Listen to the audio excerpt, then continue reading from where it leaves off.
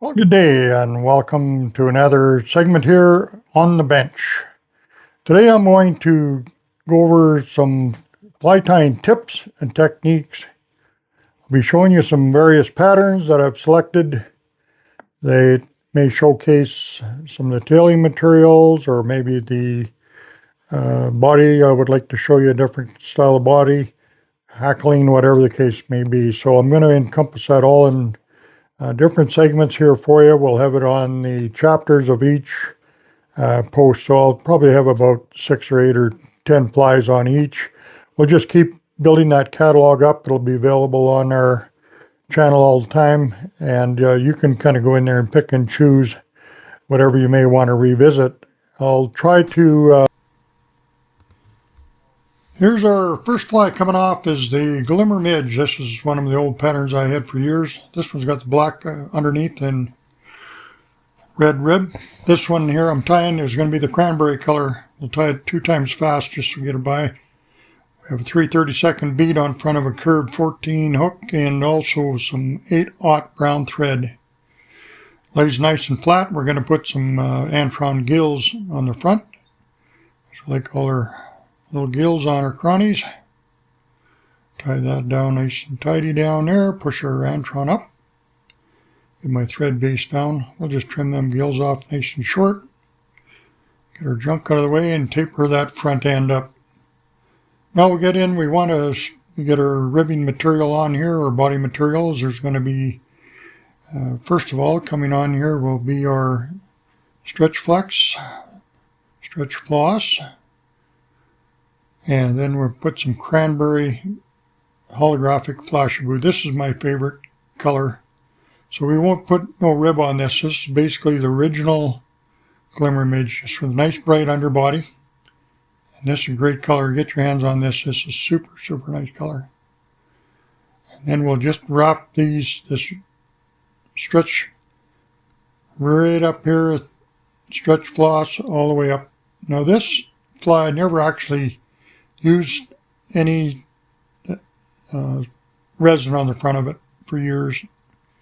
You can put it on. I'll put it on here and show you. It'll finish the fly look a little different for sure. You can fill all those spaces up in the rib. I kind of like it the way it is, really, to be honest with you. We'll bring in some Solarez. We'll coat that up and put lots on there so it kind of fills that spaces all up. I'll just dab that off my finger here in a second just so it doesn't look quite so bad. But it does look a lot more gassy for sure. That chironomids do have that. So that's a good way of finishing that off. It's a cranberry chironomid. I'm sure you're going to like it. Thanks for watching.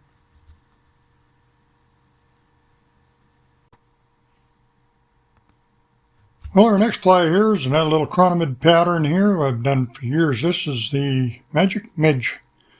And it really shows the gas coming up in those chironomids. That's why I designed it with Stretch Magic was the first material. That's why I called it the Magic Midge, but I'm going to warn you not to use Stretch Magic.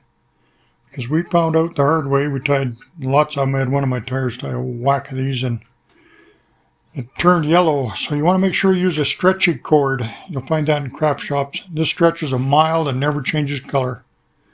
It's the good stuff. You can use a V-rib as well, but I like the stretchy cord because we can stretch it nice and thin down the bottom here. Pull it really tight. You can't break this stuff. It's really strong. Find it in where they do the beads. Now I just have some white thread on here for the underbody. You can use different colored threads, or maybe you want to use some bright holographic underneath. This would be good too, or even a couple of colors of holographic works too. I do that as well. Right here we'll just use some Sharpie markers, and we'll do some red at the back here and a little bit of red, blue, or green. How about brown? We'll try brown up here in the middle. Sure, try whatever colors you want. Then I'm going to put black on the front. And it'll, like a lot of insects, it's not colored actually just kind of the way you want it. It's a little bit mottled. That's all right too. And then I colored my thread here, the white thread, to kind of cover that up without getting it all over the bead. And I'll put my hook back in here. It popped out. So there we go. Just bring it up. I want to get these good tight turns in the back, and you want this stretchy cord touching each other and it really looks gassy. This one here, I don't know if there's any other material that does it better than this. And as I come forward, I relax the tension so I get a little more profile or taper up here. I'll take a couple turns and we can finish that thread off with a marking pen again, just so it's black. Or put brown on there, it'd actually be good too, right? Now we just finish that up, and it's good to fish. And this one's bulletproof. You don't have to do anything else with it. It's really easy to tie. The fish love to eat it. And well, our next fly here, folks, is an autumn steelhead fly. I just kind of put this together. It's no pattern, and just throw it together. I just wanted to showcase some materials here, and this one is going to be basically the body color. You really want to, if you haven't checked this out, I know a lot of times we're getting these fly shops, there's just so much materials, it's just overwhelming. So, you know, it's kind of nice to know what to do with some of it, and I don't know about all of it because you never keep up. There's always new stuff. So I'm coming in here with some gold oval for the tag end, pretty typical of a steelhead fly pattern. That's tied around the middle, around the bend. You'll see the tail gets tied in just kind of above the point there. I'm going to be using some golden pheasant feathers here. Those are nice skins. You get your hands on one of those. They're not very much money either, and they're really nice feathers on there. So use this, and look at the fibers. That looks like the golden pheasant crest, which is off the neck of the bird, of course. Makes great tailing material right there off the skin. So here's the material we're talking about. It's the laser dub, and this is in orange and hot orange. And when you cut it, the edges turn really bright when it gets in the water or in the sunshine. Really cool. It's kind of a bright edge to it. So that's kind of what I wanted to show you for sure. And I put the yellow hot fluorescent orange thread underneath that. Now here we have some rock red fox squirrel. Now when we're putting wings on here, these hair wings, they get slippery, so I want to make sure I cut that at a real steep angle. And when I'm tying that on, I'm just getting a few fibers at a time. I roll that up as we go up and just keep catching in a little by little as we go forward. And that'll bind them hairs in really nice without adding a bunch of glue and goop in there. And that'll bind that down. So I'm just going to come in here now. These are kind of an inexpensive neck saddle. You can buy a package of that real cheap, really nice for this kind of project.